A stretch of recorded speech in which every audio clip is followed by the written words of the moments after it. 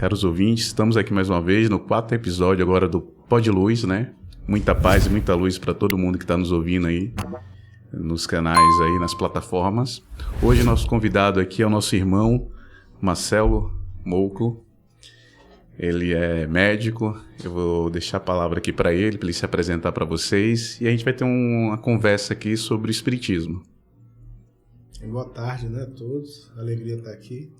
E a gente está aqui para conversar um pouquinho sobre a doutrina espírita, né? Essa doutrina que a gente conhece há muito tempo, a gente praticamente nasceu dentro da doutrina espírita e é, sem dúvida, uma ferramenta muito valiosa no nosso cotidiano para nos auxiliar, né, dos enfrentamentos do dia a dia, fortalecendo em nós a vontade, a fé, a perseverança, para que a gente se mantenha sempre no caminho do bem, né, no caminho reto.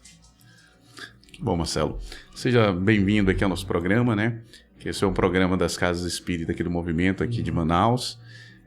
A gente já está no 4º episódio, né? A gente vem de 3 episódios aí, o pessoal entendendo um pouco sobre o que é espiritismo, que a nossa ideia é desmistificar o espiritismo, né?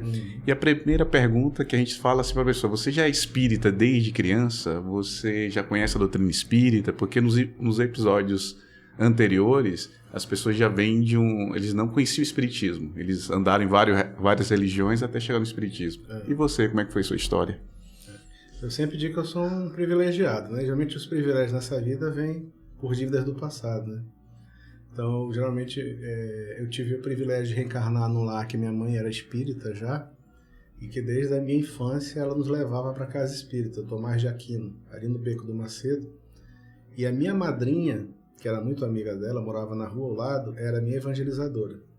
Então, todos os domingos pela manhã, minha mãe nos retirava da cama, eu e meus 2 irmãos, né? E colocava dentro do carro, arrumava e levava para a aula de evangelização infantil no Centro Espírita. Então, para nós era uma rotina. Todo domingo a gente sabia que domingo pela manhã, fazia sol, chuva, né? Nós iríamos para a aula de evangelização infantil. Então, desde a minha tenra idade, eu lembro minha mãe me levando para as palestras, ouvindo, né, as apresentações dos palestrantes. Às vezes ela não tinha com quem nos deixar, levava para a palestra espírita e a gente ficava assistindo a palestra quietinho, tomava um passe no final, quando era noite, que ela ajudava também na parte da palestra. Então, desde muito novo, né, a gente teve essa vivência dentro da casa espírita. Que bom. Isso é muito interessante, né, que os 3 convidados nossos não vieram de berço com a doutrina espírita, né? Os pais não eram espírita, né? Então a gente tem hoje um convidado até especial, né, que vai contar pra gente como essa visão de nascer num lar espírita e com famílias e com pai e mãe espírita, né, para trazer essa experiência para as pessoas. Meu pai é católico, é engraçado. Seu pai é católico. E engraçado, quem levou meu pai para o catolicismo foi minha mãe. Que é espírita. Que é espírita. Que nasceu... Porque como ela nos levava para o Centro Espírita todas as semanas e meu pai não tinha uma frequência a uma instituição religiosa, mas se dizia católico, então eu falei, então vá pelo menos para a Igreja Católica. Então depois de mais de 15 a 20 anos de casado, que ele começou a frequentar a Igreja Católica, a missa todos os domingos. Ele vai até hoje para as missas, mas ele começou já adulto. Porque esse viés, essa veia de espiritualidade na vida dele não era presente. Quem trouxe essa veia de espiritualidade para a existência dele também foi minha mãe. Então minha mãe trouxe um legado muito grande para nós 3, como filhos, porque ela nos introduziu na doutrina espírita e trouxe para o meu pai também. Ele não foi espírita, mas o levou para o caminho da espiritualidade através do catolicismo. E como a gente fazia o culto no lar uma vez por semana, além da aula de organização infantil, a gente tinha o culto no lar semanal, meu pai participava do culto no lar. Então hoje meu pai participa até hoje, né? Então ele acabou se tornando um católico espírita, vamos dizer assim, né? Porque ele é um católico que acredita em reencarnação, um católico que acredita em mediunidade. Então que é um pouquinho do que o povo brasileiro tem, dessa mistura de crenças e fés, né? Então ele tem muita simpatia pela doutrina espírita, mas ele é católico. Agora o que me chama meio a atenção, né, conhecendo essa tua história, né, para ver, né, que o espiritismo não é aquela religião que te prende ali, né, você tem que ser espírita, você não pode ir para outra religião, e aí a gente vê sua mãe espírita evangelizando os filhos e levando seu pai para a Igreja Católica, né? Porque, lembrando que os nossos ouvintes, eles não são simpatizantes espíritas, e eles ficam nessa visão, né? Que eu sou evangélico, eu tenho que ser evangélico, não posso ir na outra religião. Então no espiritismo não tem isso. Não, inclusive A gente primeiro tem que agradecer muito ao catolicismo, porque foi a base da fé e da religião de muitos de nós, né? Então, a doutrina católica, a religião católica, sem dúvida traz um legado muito grande, né? De cristianização, de trazer a mensagem do Cristo para muitas pessoas. E, no caso da minha família especificamente, o meu pai, ele tinha essa dificuldade, né? Assim, ele não tinha dificuldade, sempre foi um homem reto, um homem correto, um homem justo, bom, mas não tinha essa preocupação com esse lado. Então, minha mãe despertou isso nele, né? E é como sempre vai lá na casa espírita, às vezes a gente está dando uma palestra, a gente faz a triagem, às vezes no tratamento espiritual, e a pessoa pergunta, poxa, mas eu me sinto tão bem aqui, então venha para cá. Ah, mas eu me sinto melhor na igreja evangélica. Então vai para a igreja evangélica, porque lá é o seu lugar, onde você se sente bem, né? Ah, mas eu queria ir na igreja evangélica domingo e vim aqui na terça-noite. Tem problema? Problema nenhum. Já falei para você lá. Você pode ir lá domingo e vir terça-noite aqui. Porque o objetivo da doutrina espírita, como os espíritos nos trazem, não é converter as pessoas ao espiritismo. Não é proselitismo, não está no evangelho isso. Não é tornar as pessoas espíritas. Até porque o fato de ser espírita não necessariamente quer dizer que você é uma boa pessoa. Posso ser um bom espírito ou um mau espírito, né? Posso ser um bom ateu ou um mau ateu. Posso ser ateu e ser uma boa pessoa. Então, na verdade, o que a doutrina espírita nos oferece são ferramentas. O rótulo que nós vamos nos dar e o que nós vamos nos denominar, isso pouco importa no plano espiritual, a gente sabe disso, e pouco importa para a nossa essência. Se eu tenho conceitos dali e daqui, e essa fusão de conceitos me torna uma pessoa melhor, me torna um ser mais útil na sociedade, né, faz com que eu possa desenvolver minhas potencialidades e ajudar mais nesse processo de fraternidade e caridade no mundo, ótimo, é isso aí que eu tenho que seguir. Então, para o espiritismo, aquela pessoa que se diz espírita, ela não está salva? Não é. Não, porque todo mundo... A fé e a crença, ela não basta, a gente sabe disso, né? A fé sem obras, né? É necessária a fé com obras. E a maior obra que a gente pode construir é a mudança de nós mesmos. Porque muitas vezes a gente fica naquela questão de que construir é construir mais fora do que dentro.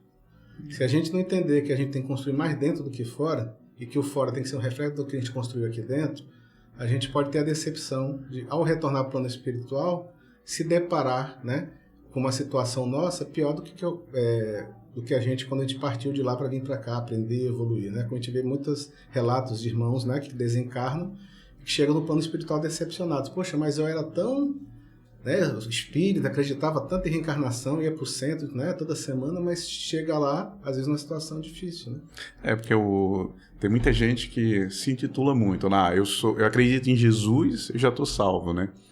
Porque o espírita, ele acredita em Jesus? Acredita, né? A doutrina espírita é a religião cristã.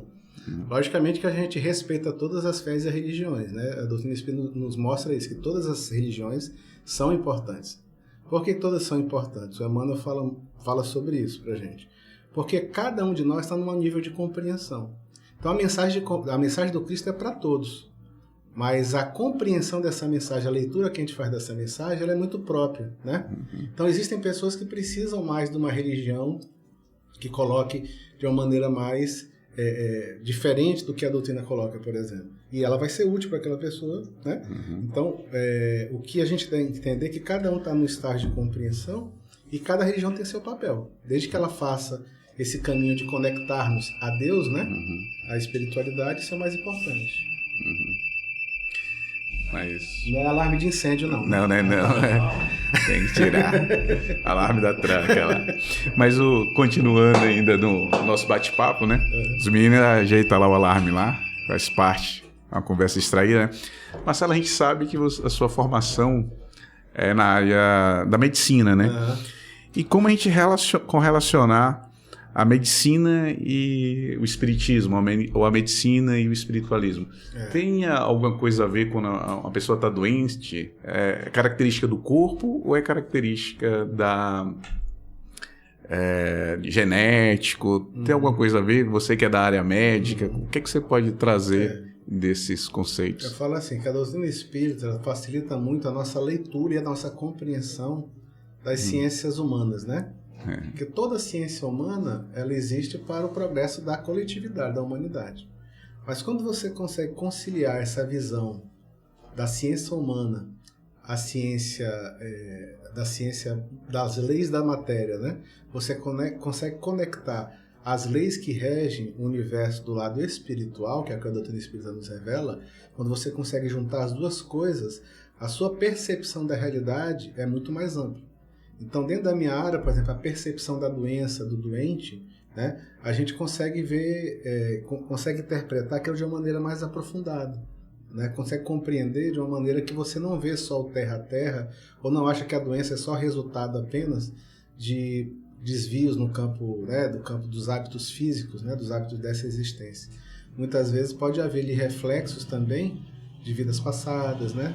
Pode haver reflexos dessa própria vida, de pensamentos, de emoções, de sentimentos mal gerenciados, né? Mal administrados pela falta, muitas vezes, do equilíbrio, né? Na gestão dessas emoções, dessas energias que podem levar a repercussão no corpo físico. Isso, antigamente, se acreditava ser uma coisa de religião. Hoje isso está mudando. Por quê? Porque dentro da medicina surgiu uma coisa chamada espiritualidade, né? Então, hoje existem disciplinas optativas dentro das universidades brasileiras e no mundo, nos Estados Unidos, mais ainda, que falam sobre saúde e espiritualidade.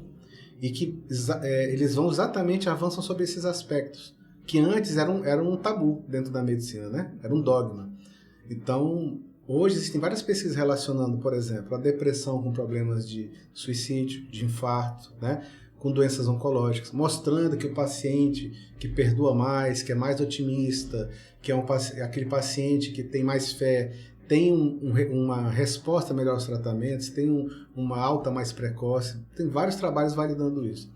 Então, tanto as sociedades de psiquiatria quanto de cardiologia, dentro desse aspecto científico, são as que lideram, né, essas pesquisas. E tem demonstrado inúmeros benefícios de quando a pessoa é uma pessoa espiritualizada, como isso previne doenças.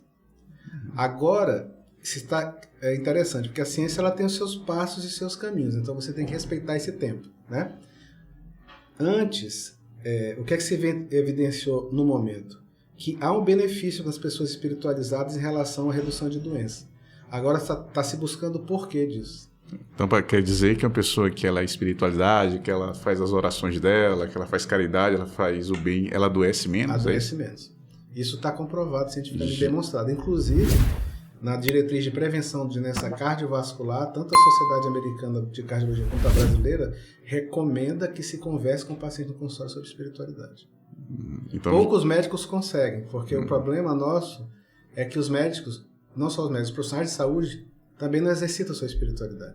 Então a gente vai ter que passar por uma mudança de paradigma, que é começar a treinar os profissionais nesse aspecto para que eles lidem bem com isso com os pacientes. Então, essa parte médica, de medicina, ela está mudando. Está mudando.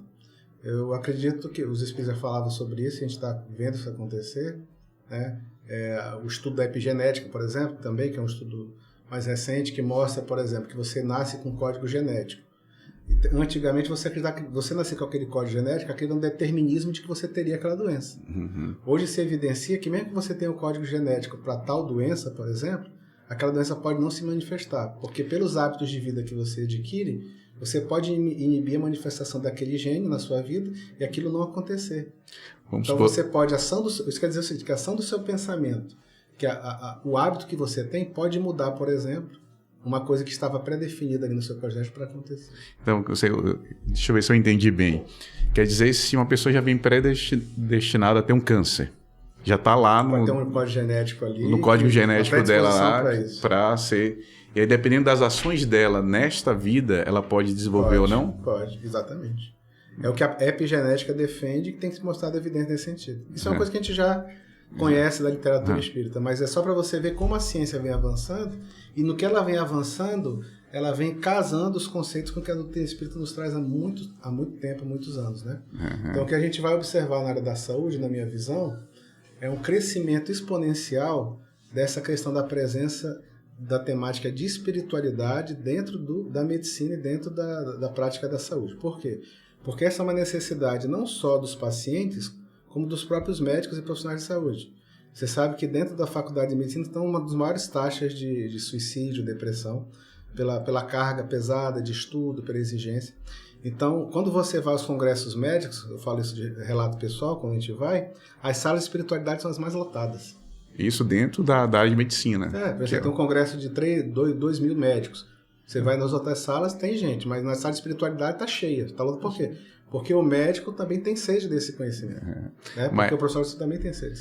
Mas o mais interessante é que nessa sala ainda não se fala do espiritismo com base de Kardec, né? Não. Fala sobre espiritualidade. Agora é interessante que não se fala entre aspas, porque a gente sabe que, como está no livro dos espíritos, né, que todo mundo vai ser espírita, né? Mas a gente sabe que os conceitos espíritas se tornam universais. Exato. O que é o conceito espírita? A existência da vida após a morte, a existência da alma. Mas, por exemplo, você tem palestras sobre EQM, que é a experiência de quase morte. Palestras científicas, com o médico apresentando as evidências em torno da experiência de quase morte. O que é a experiência de quase morte? É aquele fenômeno que acontece quando a pessoa tem uma parada cardíaca, que ela, teoricamente, porque qual o conceito da ciência atual, né? A tese mais aceita? É que o nosso pensamento é um produto do nosso cérebro.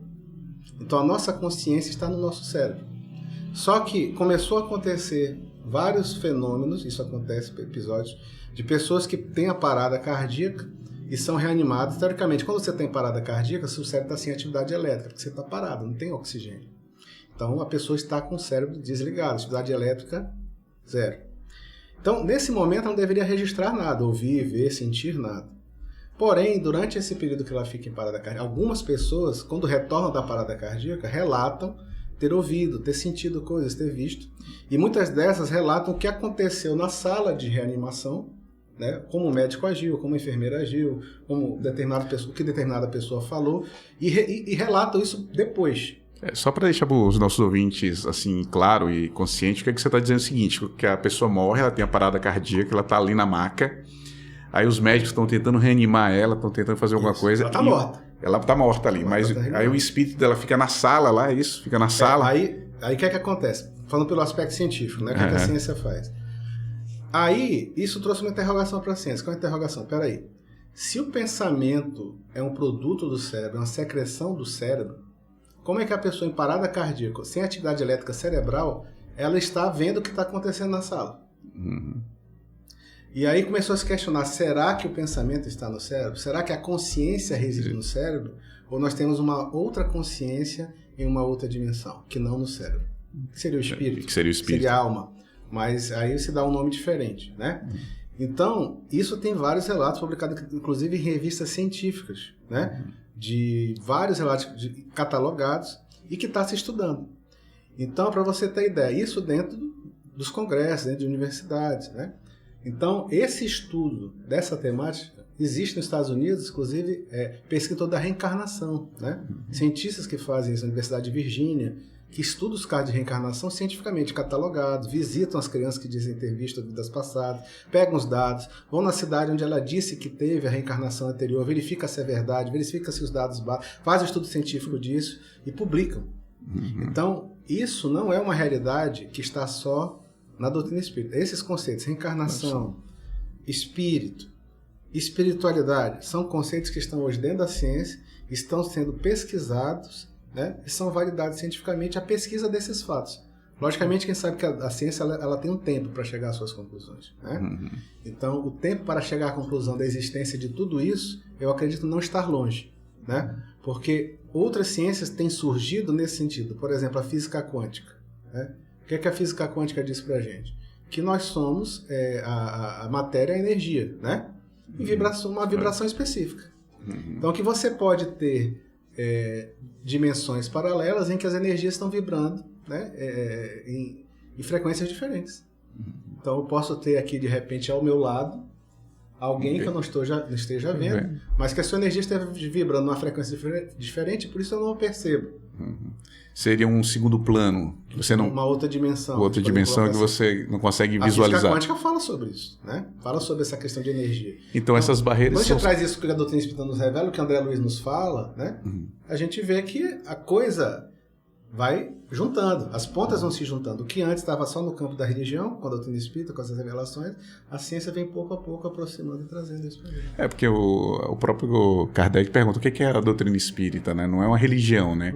É religião, ciência e filosofia, né? Exatamente. Então vem fazer esse triângulo aqui, né? Porque uma coisa que é muito interessante, os nossos ouvintes que não são espíritas, que não são simpatizantes, né? São toda essa gama que tem dentro aqui do nosso Brasil, né?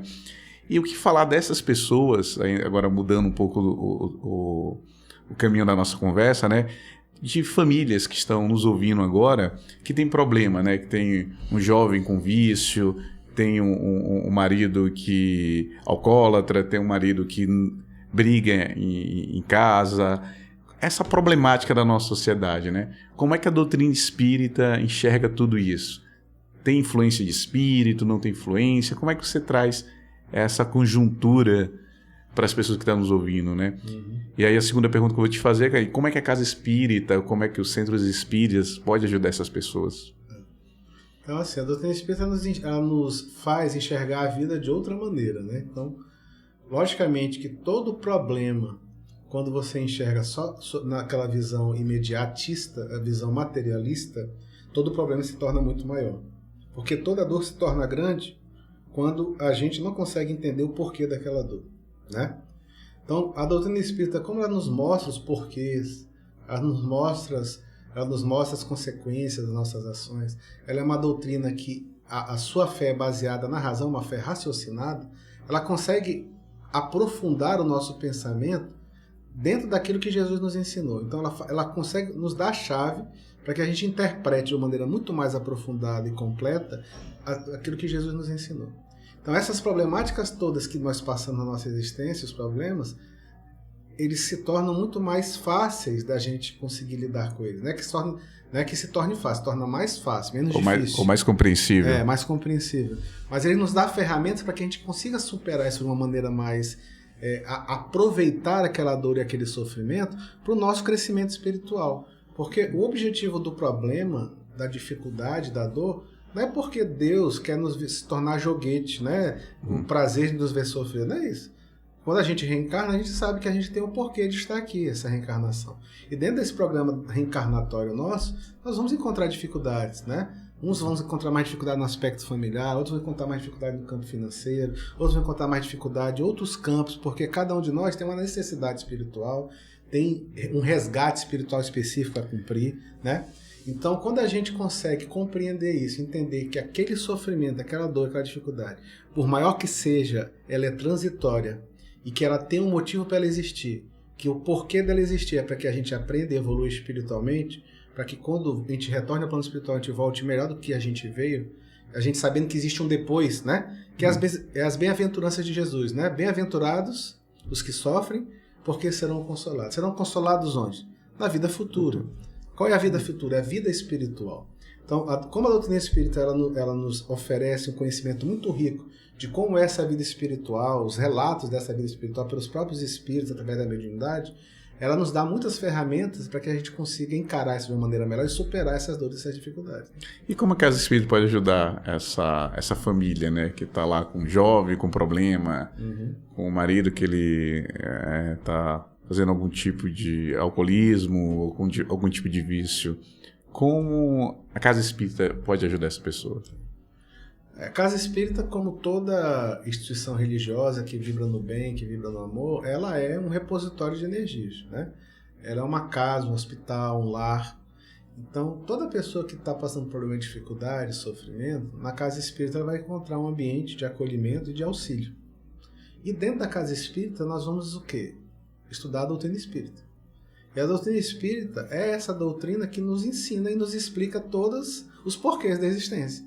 Que eu acho que é o mais importante em tudo, né? Por exemplo, o pessoal fala assim, mas por que você é espírita? 3 perguntas que ela me respondeu desde muito novo e que mudaram a minha vida, que pautou a minha existência. É o que eu sou, de onde vim e para onde eu vou. Eu digo que são 3 perguntas básicas que muitas vezes muitas pessoas passam a vida toda e não buscam essa resposta. E vão fazer essa pergunta quando estão no final da vida, muitas vezes, né? Quando está ali no leito de morte, poxa, mas para onde que eu vou? Vou morrer? O que é que vai ser agora? Como é que vai ser depois da morte? Como é que vai ser depois? Será que existe alguma coisa? A gente teria que fazer essas perguntas antes, para que a gente vivesse uma vida diferente antes já. Não chegar aquele momento a perguntar isso. Então você está supondo que as pessoas elas precisam fazer essas 3 perguntas, sei lá, na sua mocidade, no seu início de profissão de carreira. Nós precisamos refletir sobre a nossa existência. Por quê? Porque hoje, o que a gente observa? A gente vive uma vida muito automatizada, né? Se for notar no dia a dia, todas as pessoas, pela rotina, nós vivemos uma vida muito automática, sempre ligada às coisas mais materiais. das nossas necessidades materiais. Pouco nós nos preocupamos com as nossas necessidades espirituais, que na minha visão são as mais importantes. Porque o que acontece? Eu dou um bom inglês, eu dou um bom estudo para o meu filho, ele faz uma boa faculdade, tudo bem. Mas o dia que ele passar um problema mais sério na vida dele, não vai ser esse conhecimento técnico da matemática, do português, do inglês, da melhor escola, da melhor faculdade, vai fazer a diferença na vida dele. O que vai fazer a diferença? Ele entender o valor existencial dele. Para que ele está aqui? Por que eu estou aqui? Será que é por isso que as pessoas cometem suicídio? Sim. As pessoas vêm estruturado, vêm tudo sendo mantido do material e na hora que é tirado tudo isso, a hora que ela é colocada em prova, isso tudo despenca? Com certeza. É porque quando a gente constrói a base da nossa vida, da nossa existência, a nossa casa, eu digo, Jesus falava isso, né? Quando for construir a tua casa, constrói sobre as rochas, onde as ondas, as tempestades não podem derrubar, e não sobre areia, né? O que é construir a casa sobre areia? Eu vejo assim, a gente construir a nossa vida pensando só nas coisas materiais, porque elas são transitórias, né? Elas se perdem. Se a gente construir a nossa vida, mesmo que seja mais difícil, mais dificuldade, mas com uma base espiritual para essa nossa vida, pode vir a turbulência, podem vir as tempestades, que nós vamos resistir. Por quê? Porque o que a gente observa muito hoje, né? Essa ausência de espiritualidade, do sentido de propósito, do sentido existencial na vida das criaturas, tem levado muitas vezes as pessoas a cometerem suicídio por os motivos mais fúteis possíveis. Né? Você vê, às vezes, um jovem terminou um namoro, ele vai ali e às vezes comete o suicídio. É culpa dele? Não. Por que não é culpa dele? Porque será que ele recebeu as ferramentas necessárias, o conhecimento necessário para entender que aquela não era a melhor saída? Né? Porque é o que eu digo, quando você sabe que você vai passar por uma temporada de frio, você compra o agasalho, você compra o cobertor, porque quando passar pelo frio, você vai ter como se abrigar e não morrer de frio, não é assim? Quando eu sei que vai ter uma crise financeira, eu faço uma reserva financeira para que quando tem a crise financeira eu não passe necessidade material, não é assim?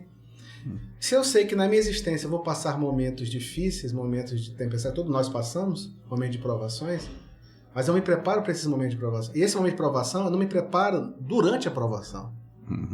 Eu tenho que construir e cultivar dentro de mim a fé, a espiritualidade, um senso de propósito na minha existência, para que quando chega essa dor, essa dificuldade, eu tenha de onde tirar. Porque se eu não tiver de onde tirar, vai bater o desespero. E nada disso é material, né? Nada disso é material. Nada disso é material. Nada disso é caro.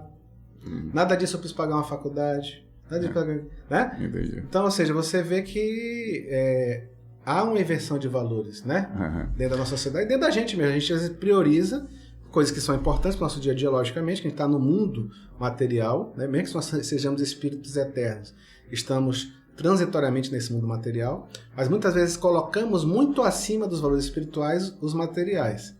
E aí que é o problema, porque a nossa essência é espiritual. Então, por mais que a gente busque a felicidade, a paz, a nossa realização nessas coisas materiais, uma hora isso vai faltar, porque a nossa essência não é essa. Nós vamos sempre voltar em busca daquela nossa essência espiritual, do amor, né? O amor é de origem divina, então a gente não tem jeito. Agora, Marcelo, você falou uma questão aí sobre a questão do suicídio, né? E aí eu vou te perguntar assim, né? Para algumas religiões, né? O que a pessoa comete suicídio, ela vai para o inferno. Ela vai sofrer, ela vai morrer no fogo do inferno, né? Eu te pergunto assim, e a doutrina espírita? Como é que a doutrina espírita enxerga aquele irmão nosso, né, que cometeu suicídio? Primeiro que assim, na visão espírita, essa questão do céu e do inferno, né, é uma figura, né, alegórica, no sentido de ela não representa no plano espiritual essa realidade, né, que os espíritos nos revelam como é que é do outro lado da vida.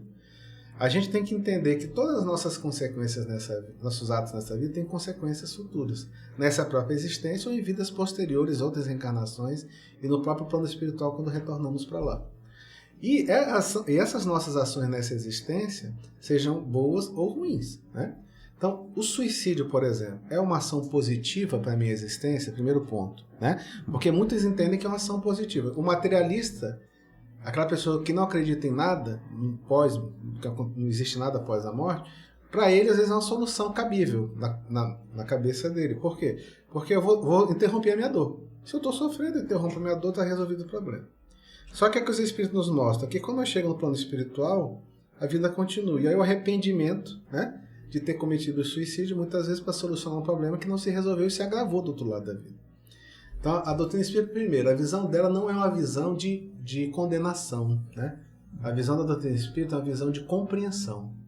Então, a gente tem que entender que todos nós somos espíritos imperfeitos e estamos nessa vida em aprendizado, que podemos errar, podemos cair, né? Mas que teremos novas oportunidades. Então, a gente deve olhar para o irmão suicida com caridade, com fraternidade, né? Porque esse irmão que cometeu esse ato, com certeza ele o cometeu num momento de desatino e de extremo sofrimento, de extrema dor. Que nenhum de nós pode aferir o tamanho dessa dor. E não é uma dor material, né? É uma dor moral, uma dor emocional, né? É uma dor que angustia, né? Quem relata, né, as pessoas que têm depressão, que têm essa sensação, é uma dor excruciante, que não muito mais difícil de você tratar do que uma dor física, né? Então a gente tem que entender que existe esse contexto, né? E a partir desse contexto a gente tem que ver como a gente pode ajudar mais, como é que a gente pode melhorar, né, a situação daquela pessoa que está nessa condição. Se ela cometeu o suicídio e já está no plano espiritual, as orações, as preces, os bons pensamentos, né? Se ela tentou o suicídio e não conseguiu, né, que nós possamos compreender que ela precisa o quê? Ela precisa de apoio, precisa de ajuda. Muitas vezes ela está com a compreensão errada, né, do que é a vida, do que a dor pode trazer de ensinamento para ela. Então a gente tem que tentar ao máximo. Como é que a doutrina espírita combate o suicídio? Ela combate o suicídio porque ela combate o materialismo. Esse é o principal objetivo da doutrina espírita. Quando nós demonstramos que existe vida após a morte, nós estamos combatendo o materialismo. Porque quem sabe que existe vida após a morte, isso já é um freio para que ela cometa o suicídio. Porque ela diz, não, se eu fizer aqui, não vai acabar a minha dor, vou continuar assim, né? Continuar com o mesmo problema. Então, só o conhecimento da vida após a morte, isso já é uma prevenção, né? É o mais interessante, porque dentro dessa visão, e para a família que ficou? Será, ela vai ver aquele ente querido que suicidou ou não vai ver mais? Acabou. Sim, com certeza, ela vai ter a oportunidade do reencontro, né? Essa oportunidade do reencontro pode se dar na vida espiritual, quando aqueles que aqui se encontram passarem para o outro plano da vida, ou também se dará muitas vezes através dos sonhos, dos encontros durante o sono. A gente sabe que durante o sono, né, o nosso espírito, apesar de ficar ligado ao corpo, ele se desprende do corpo físico, e isso permite que muitas vezes, né, a gente tenha encontros espirituais com entes queridos, né? Eu mesmo já tive, né, encontros, sonhos com a minha mãe e tal, que já desencarnou. Então a gente lembra muitas vezes desses sonhos, dessas impressões. Então, com certeza, eles tendo a necessidade e a condição para isso, isso vai ser permitido. A gente tem que entender primeiro que a gente tem que sair da revolta, né? Do pensamento de queixa, do pensamento de procurar um culpado, né? A gente tem que entender que todo mundo tem livre-arbítrio. Que por mais que... Então, todos nós vamos ter que aprender pelos nossos próprios passos. Então, não tem como a família se culpar porque o fulano cometeu o suicídio. Ele tem o livre-arbítrio dele, cometeu aquele ato. Isso não invalida a existência espiritual dele, né? Ou seja, vai ter outras oportunidades para reparar aquela falha, aquele erro, né, que ele cometeu contra ele mesmo, né?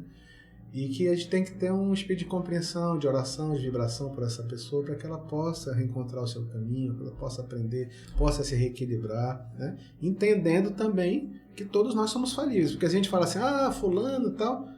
Você um dia também, se você não se cuidar, né? Você vai passar pela mesma situação. Pode passar pela mesma situação, porque não é porque a gente tem a fé, que a gente tem a crença, que a gente não possa passar por situações, ter pensamentos como esse, ou ter situações de depressão, de problemas, né? Por quê? Porque isso faz parte da natureza humana. Nós somos espíritos imperfeitos em evolução. Espírito imperfeito em evolução terá altos e baixos, faz parte da nossa existência. Eu vejo assim, até então, para aquela mãe, aquele pai que perdeu um ente no suicídio, né? Só pra gente finalizar essa conversa sobre suicídio, ele tem que ficar tranquilo que eles vão se reencontrar. E não buscar culpado, ficar com mal, com tristeza, né? Tem que entender que ali foi a opção, foi o livre-arbítrio daquele espírito ao fazer isso. Exatamente. E ela tem que ficar, ela ou a família tem que ficar em oração, pensamento de bondade e não querer. E ter a fé que no futuro vão se reencontrar. Vão se reencontrar. E a gente vê relatos também desses espíritos suicidas, muitas vezes nas reuniões mediúnicas, né? Em que eles relatam exatamente isso, do arrependimento, e que falam exatamente para a família, não se culpe, você não podia fazer nada, a decisão foi minha, né? Então, porque às vezes fica um sentimento de culpa, né, na família, a dor primeiro da ausência, e fica a dor pela culpa, como se responsabilizando pelo ato de quem cometeu o suicídio. Mas muitas vezes, isso são coisas que você não tem como controlar, né? Por quê? Porque o controle não está na nossa mão. Por mais que muitas vezes os pais ofereceram tudo, deram tudo, e mesmo assim, o filho cometeu ali o suicídio, ou seja, não depende da vontade dele, a vontade do espírito, o livre-arbítrio dele, né? Aquele momento ali de dor e sofrimento, mas uma maneira de prevenir o que a gente tem que fazer. É isso que eu estou falando.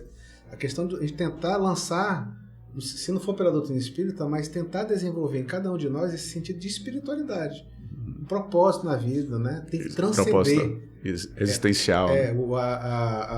A ciência fala sobre isso, que é a transcendência, ou seja, a necessidade da transcendência para que você tenha uma vida equilibrada. O que é transcender? É você sair do terra a terra. É você se conectar com Deus de alguma maneira, né? Com esse sentido mais espiritual da vida, um propósito maior da sua existência. Nem que você não seja um religioso, mas você tem que encontrar um propósito, você tem que entender, ter um sentido existencial no que você está fazendo. Porque se você não tiver isso, você não tem algo a mais. Tudo é o terra a terra.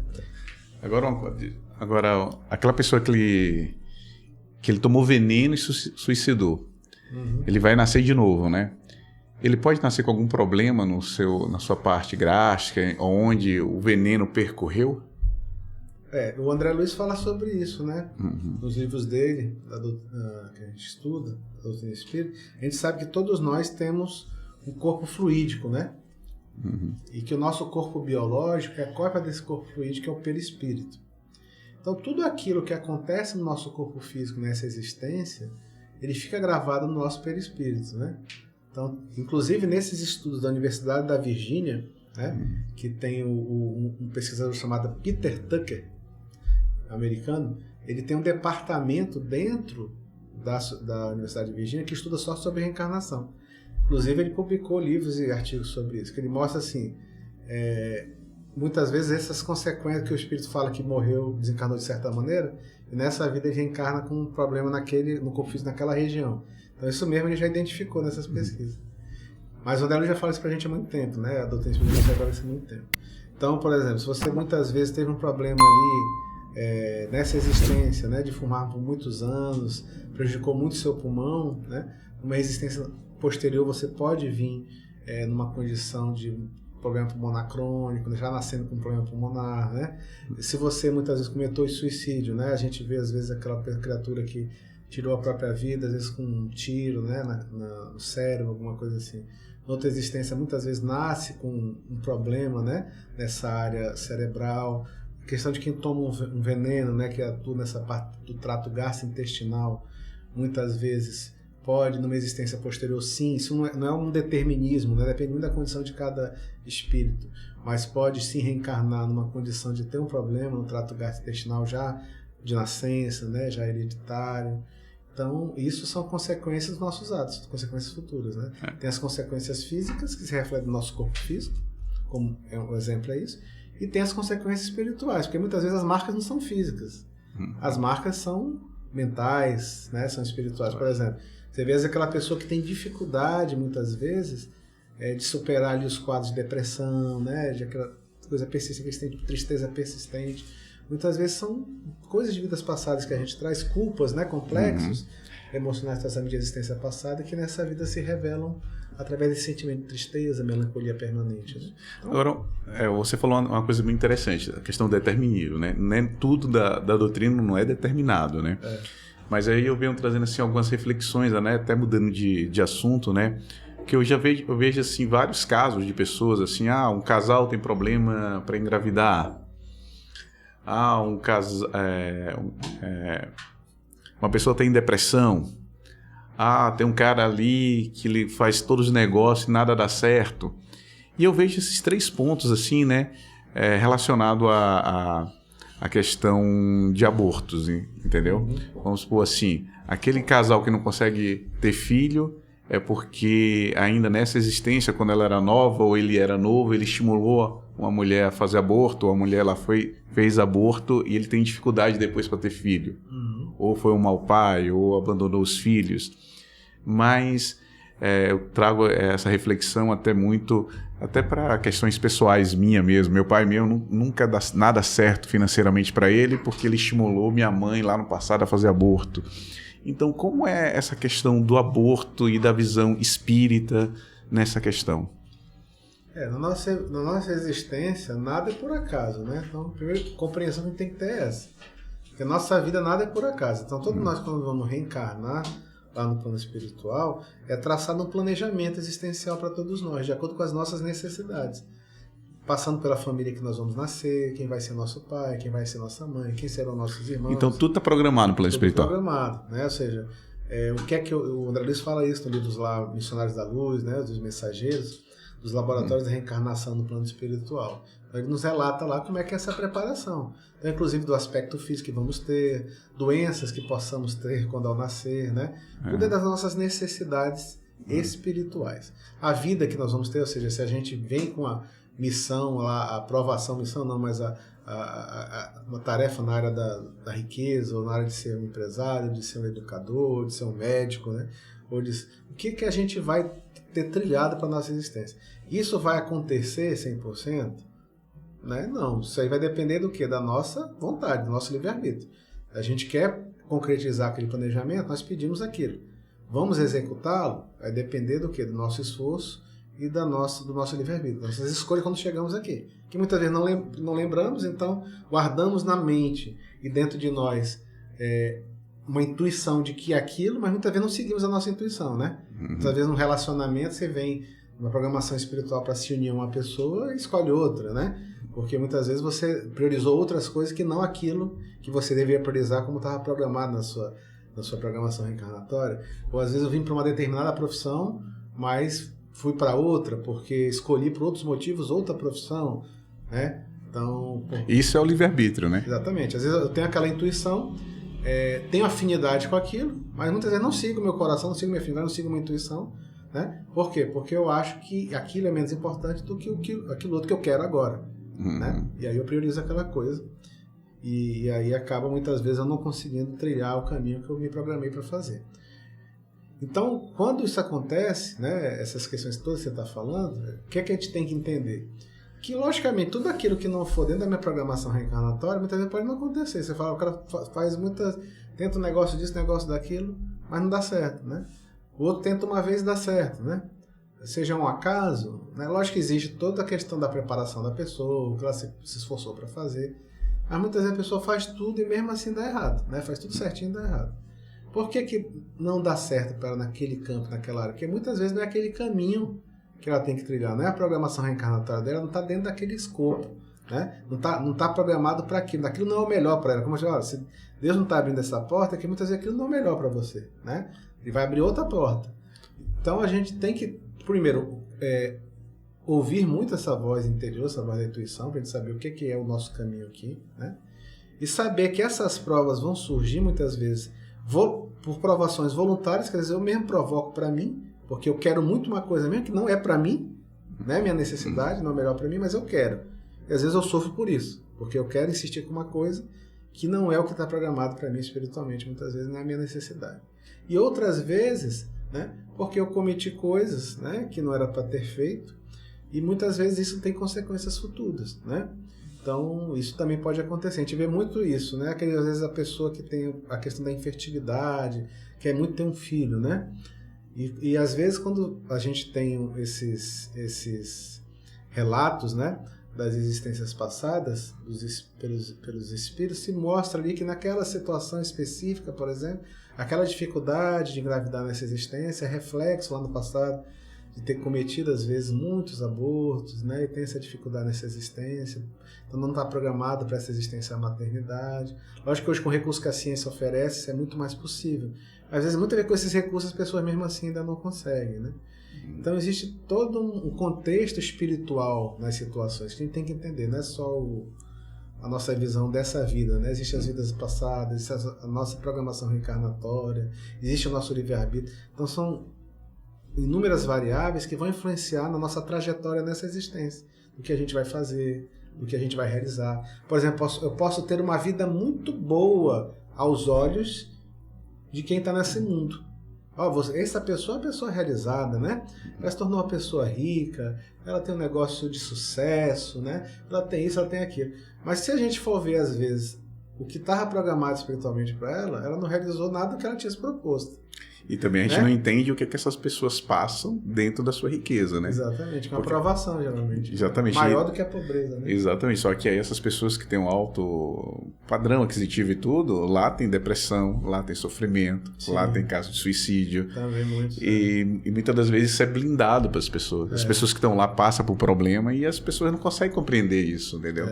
Porque isso é natural da criatura humana. É a natureza humana, né? E a gente sabe quanto mais facilidades para o ser humano, mais se suscita as paixões, né? Porque por isso que a doutrina nos fala que a riqueza é uma provação maior que a pobreza. Porque Jesus falava aquela passagem que é mais fácil um camelo passar no fundo de uma agulha que o rico entrar no reino do céu. Ele não estava condenando a riqueza, jamais, né? Porque ele sabe a riqueza faz parte da vida e eu posso usar isso para o bem, né? Não sendo egoísta, acordando só para mim, né? Mas posso ajudar outras pessoas. Mas o que ele estava condenando era o apego ao bem material, né? Então, é muito mais fácil você se apegar ao bem material sendo rico do que você sendo pobre, né? Então, com certeza, para o rico fica muito mais provocativo o apego, a questão do egoísmo, né? A questão do orgulho, da vaidade, porque ele tem mais, né? Então geralmente a questão da riqueza, ela, segundo o Espírito coloca, é uma prova mais difícil, né? Porque o rico, apesar de ter a visão diferente aqui, né? Quando tá aqui, todo mundo quer ser rico. Todo mundo quer ser rico. Mas, por exemplo, se você for analisar do ponto de vista espiritual, a riqueza, é isso que eu estou te falando, às vezes a gente tem uma visão, por exemplo, nos livros espíritas a gente vê muito isso. Quando chega no plano espiritual, né? Lá isso não faz diferença. Eu lembro às vezes você tem pessoas aqui que são muito simples, né? Até de conhecimento, né? Às vezes pessoas assim, sem estudo, né? Pessoas que não têm posse nenhuma, mas que são pessoas muito boas, né? E que você nem sabe, porque a pessoa faz a caridade dela silenciosamente. E quando desencarna, que chega no plano espiritual, aquelas pessoas que muitas vezes aqui estavam na frente dos púlpitos, dando as palestras, e todo mundo admirava, né? Quando chegam diante dessas pessoas simples, muitas vezes que ninguém conhecia, e são desconhecidas no mundo, lá no plano espiritual elas irradiam luz, né? Ou seja, são muito maiores do que aqueles que pregavam, muitas vezes como nós, né? Que estão às vezes dando uma palestra, alguma coisa assim. Às vezes tem uma pessoa lá na palestra, assistindo a tua palestrinha, não fala nada, todo dia ela vai e faz o que você está ensinando. E você às vezes não está fazendo. Quando chegar no plano espiritual, espiritualmente, ela vai estar melhor que você. Então, quem teve uma vida mais feliz? Quem se realizou mais, né? Quem cumpriu mais o seu papel, a sua tarefa nesse plano? Fui eu ou foi ela? Com certeza vai ter sido ela. Então, muitas vezes, a maneira da gente aferir, o parâmetro que a gente usa para aferir o sucesso das pessoas, para dizer se a pessoa é uma pessoa realizada, tudo isso, às vezes, é muito equivocado, né? Porque muito visão material. Muito imediatista, muito, né? Se você for ver o Chico Xavier sofreu a vida toda. Dedicou a vida dele ao próximo, né? Hoje ele é conhecido. Mas quando ele começou, ele sofreu inúmeros ataques. Chamava de várias coisas, né? Charlatão, tudo isso. Então, ou seja, então você vê, para muita gente ele sofreu muito, ou seja, não teve nada, morreu pobre. Para muitos ele não é uma referência. Para nós ele é uma referência, né? Ou seja, Paulo de Tarso, né? Que largou lá era o doutor da lei para pregar o cristianismo, viver fazendo olarias, trabalhos braçais e pregando o evangelho.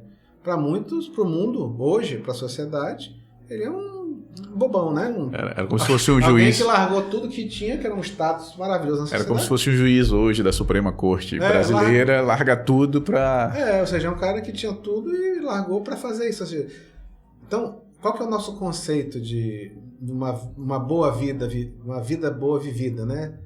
Dessa vida que se realiza. Então, a gente que é espírita, a gente tem que ter esse equilíbrio de ver o lado espiritual e o lado material, né? Ou seja, muitos não entendem, por exemplo, está hoje aqui no encontro espírita conversando sobre essas questões.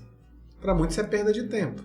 Porque a gente poderia estar, por exemplo, trabalhando, ganhando dinheiro, fazendo outras coisas, né? Ou tá no shopping, ou tá no banho, Por que né? que a gente está aqui, né? Porque a gente já conseguiu enxergar que isso é importante pra gente, independente do que os outros achem. Porque isso é maturidade espiritual. Quando você consegue ter os seus conceitos, as suas opiniões, a sua vida pautada no que você acredita e não pautada no que as outras pessoas acreditam. Ok.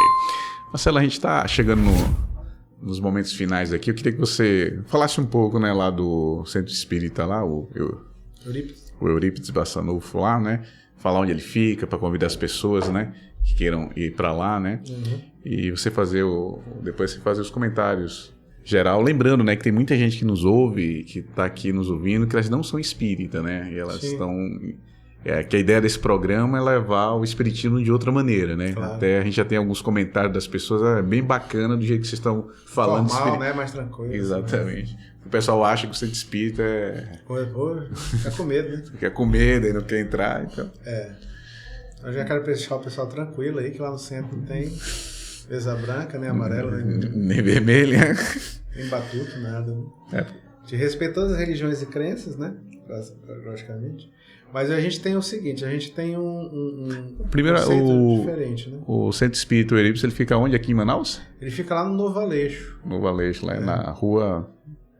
Rua Erva Serena. Erva Serena, número 4, né? Nós temos um centro que tem uma obra social, né? Uhum. Então a gente tem um centro espírita que funciona durante a noite, segunda, terça, quarta, né? Sábado e domingo, em que tem atividade de estudo, palestras, passe, né?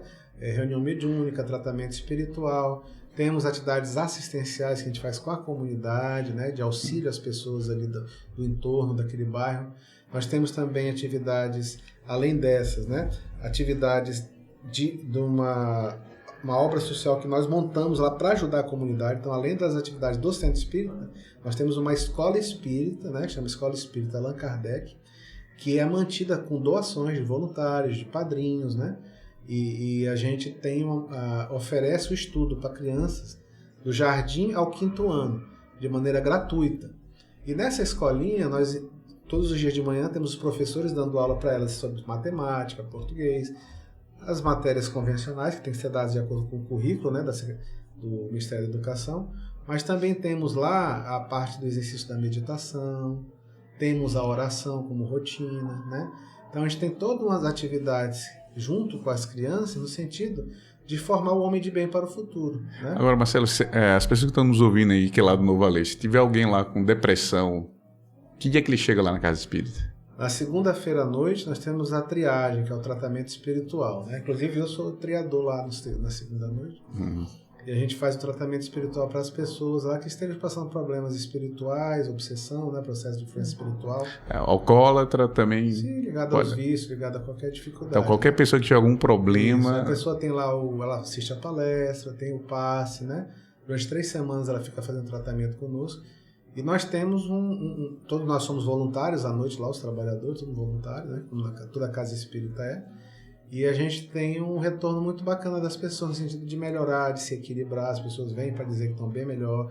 Porque a gente sabe que existe o problema e existe também a situação dos problemas espirituais, das influências espirituais. Então o tratamento ajuda muito nesse aspecto, no reequilíbrio e no tratamento desse processo de obsessão espiritual que acontece. E toma passe lá? Primeiro, explica pro pessoal o que é passe, né? Porque a pessoa chega lá no... O passe é a fluidoterapia, né? A transfusão de fluidos, né? Uhum.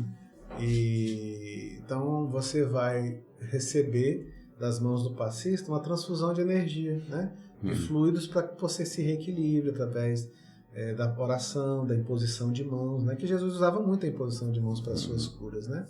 Existe um princípio todo, né? O porquê da gente fazer esse trabalho de passe com a imposição das mãos, a transfusão de fluidos e energias, né? Que a gente estuda na Casa Espírita, na doutrina espírita. Então o passe ele é um auxiliar no tratamento, no reequilíbrio e no reequilíbrio espiritual da pessoa. Então a pessoa que vai lá não vai ver espírito, né? Não. Porque o pessoal tem medo. Não vou no centro espírita porque eu vou ver espírito lá. Então... Às vezes o pessoal chega lá perguntando se a gente faz algumas coisas, né? a gente fala brincando, mas logicamente que a gente respeita todas as religiões, todas as crenças. rituais, o que as pessoas têm, porque a gente respeita que cada um tem a sua crença. Cada um tem seu grau de evolução, né? Precisa ainda daquele... E a gente sabe que também tem seu papel, né? A gente fala aqui assim, mas na doutrina espírita isso não existe, né? Essa questão dos rituais, né? A questão de rituais que as pessoas às vezes acham que tem, né? Dentro da doutrina espírita, isso não existe, né? Como a questão de determinadas cores, determinadas roupas, né? Instrumental, não tem nada existe, disso. Né? Lá é uma sala com uma palestra, e depois a pessoa vai para a sala do passe, toma um passe, e a água fluidificada, que é a água que é fluidificada com passe mesmo. Depois, né? Vai embora. A pessoa tomar, né? Então, essa questão dos rituais, ela não existe dentro da doutrina espírita. Então, a casa espírita também não tem isso. É uma coisa muito simples, né? São pessoas de boa vontade que estão ali para ajudar, atender, né? Bom. E seus comentários finais aí, para a gente agradecer o pessoal? Sim, né? Primeiro, parabenizar vocês pelo projeto, né? Pela ideia, porque sem dúvida hoje eu estava lendo, né? A questão do podcast. O brasileiro é no mundo quem ouve mais podcast, né? Então, sem dúvida que isso é uma ferramenta de divulgação muito grande, tem uma capilaridade muito grande, né? E a gente usar essa ferramenta para divulgar a doutrina espírita, sem dúvida, vai ser muito bom. Por quê? Porque essa informação da doutrina espírita precisa chegar a outras pessoas. Precisa desmistificar esses preconceitos em relação à doutrina espírita, né? Das pessoas terem relação ao que é o espiritismo, não saber o que é o espiritismo, né? Então, a gente que é espírita somos responsáveis por fazer com que esse conhecimento chegue até as pessoas para que elas entendam melhor. Não para que elas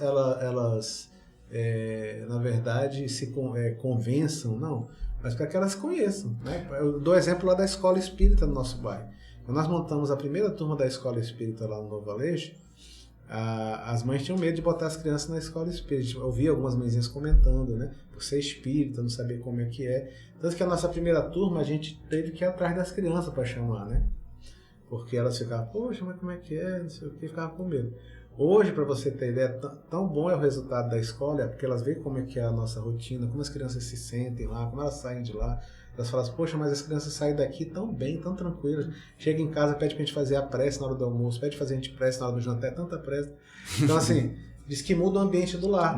Então, as crianças da escola espírita, que são lá educadas como saem de lá e levam essa postura para suas casas e ajudam a harmonizar as suas casas. Onde havia violência, muitas vezes onde havia discussões, elas tornam o ambiente do lar mais leve. Então isso fez o que? Os pais assim, eu vou botar minhas crianças lá. Então hoje, por exemplo, quando a gente abre matrícula, tem fila. Tem fila, né? Tem criança que fica, né? Por quê? Porque elas, e a maioria dos nossos pais são evangélicos, pra você ter ideia, que põe as crianças lá na escola espírita. E os evangélicos está escrito na parede, escola espírita, né? A gente tem a filosofia, a pessoa quando entra, ela está ciente, mas o objetivo, ela sabe que ali não é tornar a criança espírita, os pais é tornar o homem de bem, né? Ou seja, é divulgar os princípios para que a gente se torne mais paciente, mais caridoso, mais fraterno, mais amoroso. Agora, eu vejo muito exemplo, Marcelo, de história assim, de criança, né? Que chega em casa, né? Tá lá no lar, e lá no lar, o que acontece? A mãe tá com dor de cabeça e aí tá no sofá com dor de cabeça, né? Aí a criança que era da escola espírita, né? Chegou assim, mamãe, a senhora tá com dor de cabeça? Fica aí deitada aí que eu vou lhe dar um passe. Aí começou a dar o passe na mãe. Ela aprendeu, né? Ela aprendeu, ela viu que ela toma passe na escola, né? Ela deu passe lá e a mãe melhorou. E a mãe veio trazer esse relato. Olha, eu quero saber o que é que vocês fazem aí na casa espírita. Porque minha filhinha lá, eu tava com dor de cabeça, ela foi lá e me deu um passe. Eu melhorei. E eu melhorei, entendeu? Veja como é a importância, né? A gente precisa difundir, né? A gente não tem que ter receio, né? Porque a gente fica com o receio de falar isso ou falar aquilo. Não, nós temos que falar, né, dentro da compreensão que cada um tem, mas passar a mensagem, porque essa mensagem, não importa se lá na frente essa pessoa vai se tornar, não importa, o importante que ela receba a mensagem, essa mensagem seja útil para ela lá na frente. Agora na vida dela, né? Uma coisa que é muito interessante, porque ela chama Centro Espírita Eurípides Bassanufo, né? E para as pessoas, fala um pouquinho do que foi Eurípides Bassanufo, só para as pessoas entenderem. Eurípides foi um grande médium, né, mineiro, né? Lá da cidade de Sacramento, né, do início do século XIX ali, né? Teve conosco aqui, reencarnado. e que fez um trabalho muito bacana, principalmente na área da educação. Inclusive foi ele o responsável por fundar a primeira escola espírita do mundo, né?